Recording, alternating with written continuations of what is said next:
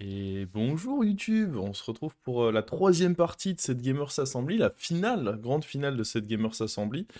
Encore une fois, comme promis, une vidéo que je vais commenter et je vous avais spoilé hier où on va jouer Silas. Je vais déjà mettre play. Alors ce qu'il faut savoir, c'est qu'on avait découvert un peu pendant les phases de pool, on va dire, enfin les phases de qualification pour la grande finale, une stratégie avec Silas qui était pas trop mal et qui en faisait un héros sur lequel on avait envie de tomber. Donc je suis plutôt content de jouer, de tomber sur Silas. Après, c'était pas non plus une stratégie que j'ai beaucoup mis en pratique, mais qui normalement sur laquelle j'étais confiant. À ce stade de la compétition, on a joué deux parties qui sont déjà sur YouTube si vous ne les avez pas vues, et je suis toujours premier de la grande finale sur les 8 joueurs présents. Gros lobby. On est en moyenne, je pense qu'on doit être pas loin de 13 000 de MMR sur le lobby, donc je suis pile dans la moyenne vu que j'ai 13 000 de MMR. Donc ouais, ça joue, ça joue. Et on va voir ici. Bon, je vous ai un peu spoil. J'aime pas trop en plus les héros qui sont à côté. Donc pour moi, le choix Silas semblait très évident ici. J'ai vraiment pas trop hésité. Bon, j'en discute parce que j'étais en live, tout ça. Mais le choix Silas me semblait vraiment bien. Et donc objectif, bah, faire des tickets et on va décortiquer cette partie. Voir quels sont les choix que j'ai faits et s'il y en a peut-être à des moments qui peuvent être mieux. C'est très important. Alors d'abord, on va voir que j'ai un ticket. Bon, c'est pas le meilleur serviteur, mais faut des tickets avec ce héros, pas le choix. Ça reste un serviteur quand on l'a Tourin qui peut grossir. On fera avec. C'est important, je l'ai pas fait beaucoup sur BG, je le faisais beaucoup quand j'étais plus joueur sur Hearthstone en standard. Pendant des tournois comme ça, quand vous avez des parties assez importantes, même des parties pas forcément importantes, hein, mais c'est un exercice qui peut être utile de parfois revoir vos parties avec un point de vue extérieur. Parce que jouer une partie et directement après de vous-même vous dire ah ça j'ai bien joué, ça j'ai pas bien joué, on peut le faire, mais c'est pas ce qu'il y a de plus évident comme exercice. Alors que avoir la possibilité de revenir sur le replay et de voir avec un œil extérieur, un peu de recul, les autres possibilités, ça peut vraiment vous aider à vous améliorer. C'est quelque chose que je peux vous conseiller. Ici, je vais choisir de level up. Donc la stratégie Silas, ça va être de jouer avec le buddy un peu comme livre de cuisson au final. De vouloir récupérer le buddy et puis aller faire des petites découvertes qui vont me permettre de gagner des gros serviteurs. Et puis petit à petit essayer de tripler ces gros serviteurs pour faire bah, dans l'idéal des 50-50 assez vite, et puis même en fin de partie, ça peut aller jusqu'à des 500, parce qu'une fois que le buddy, il donne plus 30 à un serviteur, si j'arrive à trouver 3 fois le même serviteur, je le triple, ça fait une 500. Donc il y a pas mal de choses qui peuvent se mettre bien. Ça se met particulièrement bien quand il y a mecha, là c'est pas le cas, mais la stratégie normalement reste plutôt stable. Alors là, on va perdre, il n'y a pas grand chose à y faire dans tous les cas. Je pouvais pas jouer la banane, et de mémoire là déjà j'ai un choix qui va être intéressant. On va en parler tout de suite parce que je vais arriver dans la taverne. Idéalement, sur ce timing, vous voulez. Attendez, pourquoi j'ai plus le. Pourquoi j'ai perdu le. Ah, c'est bon. C'est bon. J'ai dû faire une fausse manip, pardon. Idéalement, sur ce timing, vous voulez deux tickets pour pouvoir directement. Là, j'aurais vendu mon taverne 1, acheté deux tickets, et comme ça, j'ai directement une découverte taverne 2, ce qui me renforce pas mal. Pas de chance, j'en ai qu'un ici. Pas de chance, j'ai un seul ticket. Et du coup, bah, on va devoir aller faire un roll et espérer trouver quelque chose qui pourrait être cool. Ceci n'en fait pas partie. Là, ce roll-là, je le trouve pas horrible. Parce que il y a mon troisième ticket et deux serviteurs qui combinent bien ensemble, à savoir le démon qui combinera bien avec le fait que je peux donner taunt à un serviteur, et le Sorolis qui peut gagner +1/+2 du coup. Là, j'hésite à mettre la banane et je me dis que, en vrai, la banane, c'est cool si je peux la garder pour le démon. Et ça va me coûter beaucoup de points de vie en réalité. Parce que là, si j'avais joué la banane, bah, la grenouille se tradait directement dessus. Et bah, je crois qu'ici, je me retrouvais forcément à faire un match nul en fait. À la place, je prends 5 points de dégâts. Et là, je me dis, c'est un choix qui avait l'air de rien. Si ça se trouve, ça va m'aider pour plus tard. J'ai pas fait gaffe d'avoir gardé cette banane, parce que bah, je vais pouvoir avoir un serviteur 3-4 qui va en plus donner ses points de vie au reste. Mais sur le moment, en plus on voit j'ai une paire de Sorolisk, donc là je me mets bien en tempo. Je vais pouvoir enfin commencer à gagner des combats.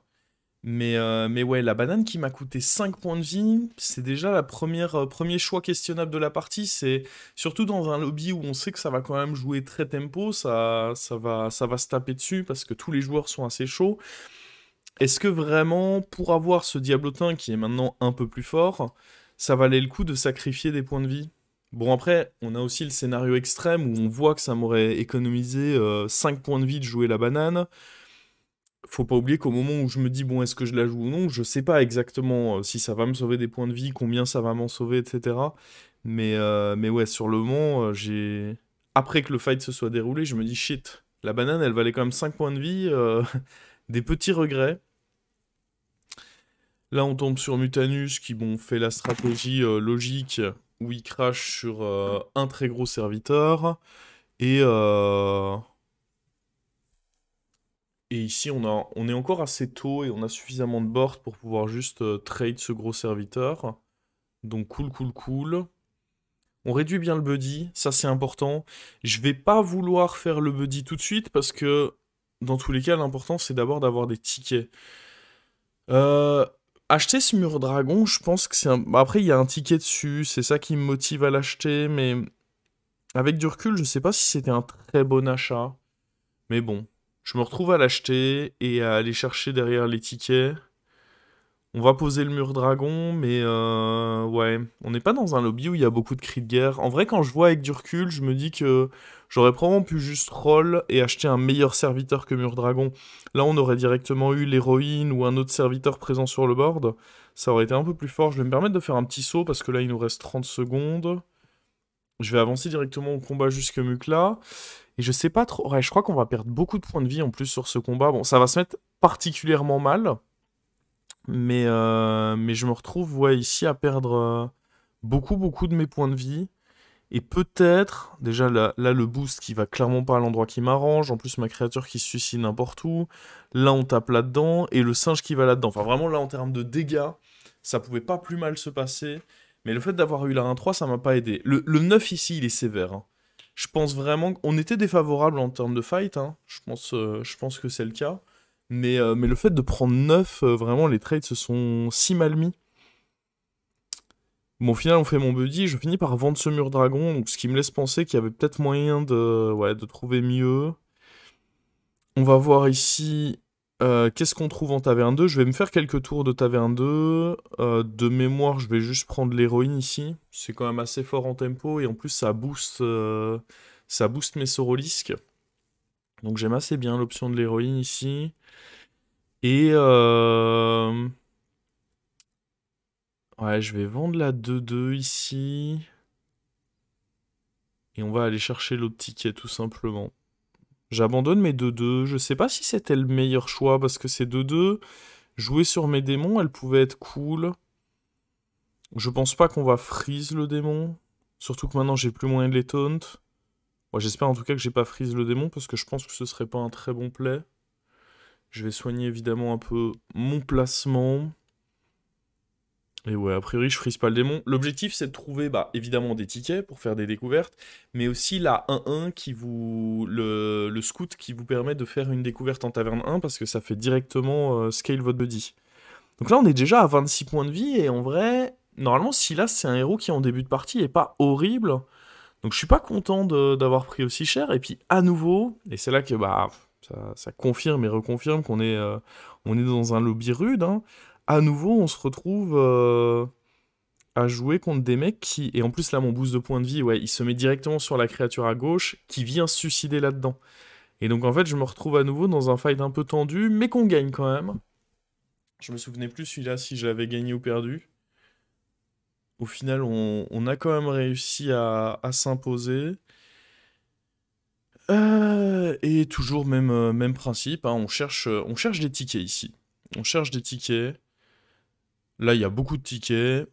Maverick content. Hop. Faut juste qu'on trouve quoi revendre comme serviteur. Déjà, on va voir ce qu'on fait. Entourlooper, C'est clair que c'est pas mal, parce que maintenant je peux essayer de le tripler. Et tripler un serviteur, c'est double récompense, parce que déjà, vous concentrez les stats de 3 serviteurs en un seul, et en plus de ça, ça vous permet de... En plus de ça, ça vous permet tout simplement d'aller faire une découverte à la taverne au-dessus, et donc un boost. À nouveau à travers le buddy, donc vraiment pas dégueu. Mais je crois que je vais être en galère pour le faire, ce... Enfin bref, je ne vais pas vous spoil. C'est déjà fait, vous me direz. Je crois... De mémoire, je pense pas que je roll ici. Parce que ouais, j'aurais pu roll en me disant qu'il me manquait un ticket. Le problème, c'est que roll, ça signifie vendre mon héroïne. Et j'ai pas vraiment envie de vendre mon héroïne parce que c'est un serviteur de taverne 2. Je fais justement des découvertes de serviteurs taverne 2. Donc ça me semblait pas mal ici de... Ça me semblait pas mal du tout de garder l'héroïne en main. Donc le rôle ici, ça me choque pas de pas l'avoir fait. Je pense même que c'était un bon play. Alors, à quoi ça ressemble ici? On voit que il a déjà un petit calais gosse, tour 7. Une belle sortie de Baroff en soi. Après, on n'a pas à se plaindre. Heureusement, on est sur un timing où bah, je suis resté taverne 2, donc je suis très fort en tempo, parce qu'il était fort, lui, hein, pour un tour 7. Typiquement, si j'avais pas été en train de jouer cette strat, je pense que lui, il aurait été beaucoup, beaucoup, beaucoup plus pénible. Mais cette strat très tempo me permet du coup de pas perdre de points de vie contre ce joueur. Et là, bah, on continue, hein, les tickets. L'objectif, ce serait de faire un trip sur Sorolisk, Héroïne ou Entourlooper de manière à se renforcer un bon coup. On n'a aucun d'entre eux. On a la pêcheuse. Dans tous les cas, ça va être bien de pouvoir donner taunt à mes serviteurs. Après, j'hésite avec Saute-Mouton, parce que c'est un boost pour Sorolisk. Ouais, la pêcheuse est un peu mieux. Je suis content d'avoir pris cette décision, même avec du recul. On prend ça. On va vouloir refaire une découverte sur ce tour, hein, continuer de faire grossir tout ça. On a la réduction du buddy, c'est pas mal en plus ça. Est-ce que là on peut avoir un petit triple? Et toujours pas. Alors on a deux options. Pêcheuse ou la roche en fusion. Et je vais prendre pêcheuse parce que bah, c'est le serviteur qui a le plus de sens selon moi sur mon board ici. La question c'est... Est-ce que je veux poser plus? Est-ce que je peux en rester là? Est-ce que je dois commencer à enlever des serviteurs, des Sorolisques, des trucs comme ça? Pas évident ce tour. De mémoire, je vais juste rester comme ça. Je sais pas si on aurait pu commencer à enlever un Sorolisk, mais mon objectif c'était de me dire... L'objectif ici c'était vraiment... J'espère que... Ouais, je vais jouer cette banane. L'objectif ici est vraiment de se dire que ce Sorolisk, si j'arrive à le tripler, ça met quand même vraiment bien. Et là je commence un peu à être en peine parce que... Bon déjà mon adversaire a un board très fort. Mais je commence surtout à être un peu en peine parce que... Bah j'arrive pas à faire mes triples en fait. Et du coup, j'arrive pas à vraiment faire décoller cette partie. Il a un gros Titus là-bas, combiné avec ce serviteur, ça me fait très très mal. Ah, je vais prendre une belle patate là, hein. Je me retrouve à nouveau sur un fight où bah, mon adversaire est quand même sacrément fort. Et encore une fois, on l'avait dit, vu le lobby, que des joueurs qui sont entre 13 et 14K de cote, bah, je savais que ça allait tabasser vite. Et malgré notre strat tempo, on perd beaucoup de points de vie. Et ça, c'est pas le plan. Normalement, avec Silas, en début de partie, vous perdez très peu de points de vie. Du coup, là, je suis un peu en mode shit, quoi. Le plan n'a pas trop été respecté. Il faut que je roll. Là, on a un triple Sorolisk, mais il faut que j'arrive à vendre un truc. Et c'est pas évident ici comme décision. Qu'est-ce qu'on va vendre? Je vends l'héroïne parce que je me dis que c'est le serviteur qui me donne le moins de stats si je triple. Et là, bah, faut que je me bouge le fion, hein. Après, il y a pas mal de décisions à prendre, donc c'est pas évident. Mais faut vraiment que je me bouge. On voit que j'ai la roche en fusion, et ça peut permettre de faire un triple dans le shop. Ouais, il faut que j'aille faire ce triple avec la roche en fusion, très clairement. toute façon, là, il faut vite vendre tout ça, aller faire nos triples.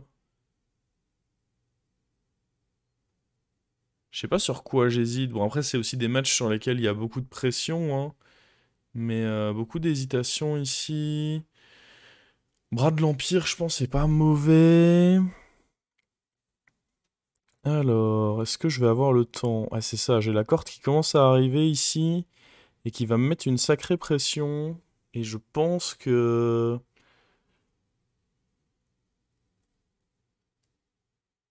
Ouais, je pense que... Bon, dans tous les cas, je pense que mon adversaire était juste trop fort, mais j'ai pas le temps de faire ma découverte finale. Après, je sais pas dans quel spot on l'aurait mis. Peut-être à la place de la...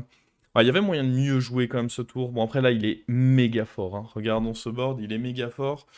J'aurais pu faire plus d'actions ce tour. Ça consistait à quoi? Ça consistait à vendre la 10-10, jouer l'autre pêcheuse que j'avais en main, faire la découverte de Taverne 3 en espérant un truc qui me mette un peu mieux en tempo, et placer de manière à ce que j'ai plus de boost. Mais quand je vois le board de mon adversaire, est-ce que ça pouvait me permettre de me sauver? Je pense que le fight est pas suffisamment close pour me dire que ça me sauvait ici, hein. Le fight, je me fais vraiment rouler dessus ici. Le truc, c'est que malgré la mort du Bran, ici, il a pile assez de dégâts. Quand je vois tout ce qui reste sur son board... Bah, dans tous les cas, ça aurait été bien pour le dernier tour, là, de jouer plus. Mais on voit... En fait, là, on est tour 9, je crois, dans la game. On est 3 à mourir d'un coup. Et bah, j'ai vraiment le sentiment de m'être fait péter la gueule. Après, un facteur qui revient me hanter, du coup, et qui est important, et bah, probablement là où je peux avoir le plus de regrets, alors que ça semblait être un détail sur le moment, c'est cette fameuse banane. Parce que là, je survis à ce fight si j'ai 5 points de vie en plus. Après, je sais pas si le diablotin m'a sauvé à l'inverse. Le fait d'avoir la banane sur le diablotin, est-ce que ça m'a sauvé des points de vie par la suite? J'ai pas fait attention à ça. Mais ouais, on voit une partie ici où bah, on s'est fait enchaîner par les joueurs qui étaient plutôt bien dans leur partie. Et du coup, ouais, très très rude parce que l'intérêt justement de Silas, c'est qu'en début de partie, vous êtes plutôt fort parce que souvent vous arrivez à faire un ticket sur le tour 3, enfin le troisième ticket sur le tour 3, et du coup avoir un serviteur taverne 2 d'avance sur vos adversaires. Donc souvent ça vous met quand même bien en tempo. Et puis vite, vous faites le buddy, vous restez en taverne 2 et vous faites tourner comme je le faisais ici, de manière à essayer de faire des triples. On a réussi à le faire avec le Sorolisk. Je vais pas vous mentir, j'aurais aimé le faire avec plus de serviteurs. Le faire avec l'entourlooper, le faire avec l'héroïne. Essayer de trouver pareil un hara sur le triple, ça pouvait être très fort avec ce que j'avais sur le board. Ah, c'est peut-être ça d'ailleurs qui pouvait me sauver. Si j'avais tenté mon triple et qu'on touchait hara... Ouais. Bon, dans tous les cas, c'est évident que j'aurais dû vendre un serviteur de mon board et aller faire le triple et poser ce triple sur le board. Il y avait quelques serviteurs qui auraient pu m'aider ici. Le dragon bouclier divin, un hara, etc. aurait pu être évidemment bien. Je me suis retrouvé à prendre vraiment la pression sur cette game, alors que bah, c'est une stratégie. Je vous invite à l'essayer en ladder, hein. C'est pas fumeux. Et d'ailleurs... la vidéo de demain, qui sera également une game, j'ai joué 2 fois en fait Silas sur la finale. Lors de la vidéo de demain, vous aurez un autre exemple, parce que je me suis pas laissé miner le moral. Je me suis dit non, franchement, on l'a travaillé la strat. Silas, ça m'a l'air solide. Juste là, bon, j'ai peut-être pas joué au mieux, j'ai eu des sorties très violentes en face.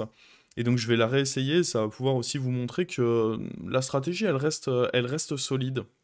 Je ne sais pas si vous la connaissiez, mais en tournoi, justement, quand ça joue très tempo, le fait de pouvoir économiser beaucoup vos points de vie, c'est cool. Là, j'ai pas trop l'explication. Oui, il y a 5 points de vie que je perds, mais sinon, pourquoi est-ce que j'ai perdu... Il y a un facteur, c'est que j'ai pas vu d'éclaireur aussi. L'éclaireur qui est censé me booster, bah, faire un boost avec mon buddy, ça m'a fait mal également. Enfin, il y a plein de petits facteurs qui se sont pas mis hyper bien. Plus, il faut aussi être honnête, il faut savoir le reconnaître, parce que si tu remets tout le temps tout sur la malchance, bah tu progresses pas. Il y a eu même si ça peut sembler être des micro-erreurs, bah à ce niveau-là, c'est ce qui compte en fait. Les micro-décisions, les petits moments où on va bah, pas jouer la banane, garder notre triple en main en se disant qu'on a un prochain tour et en fait non, etc. Bah ça peut coûter très cher au bout du compte. Donc là, après cette game-là, septième place, sachant que les égalités n'étaient pas prises en compte, bah je passe d'une situation où j'étais bien dans mon tournoi à une situation où je suis pas bien dans mon tournoi. Parce qu'au total, c'est 6 parties, et au bout de 3 games, je crois que je suis sixième. Le fait d'avoir enchaîné bah, la partie d'hier, c'était une sixième place, et maintenant une septième place, malgré le fait que j'ai fait top 1 sur la première, ça me remet pas bien du tout. Mais j'ai pas dit mon dernier mot, il reste 3 parties, il y a encore tout à donner, et ce sera la suite de votre semaine, tous les jours à 18 h sur YouTube. J'espère que vous aurez apprécié ce petit feedback sur Silas. Faut aussi parfois être capable de commenter une game où bah, on n'a pas forcément été au meilleur de notre forme, et essayer d'en tirer les meilleures conclusions possibles, histoire de s'améliorer. Salut YouTube.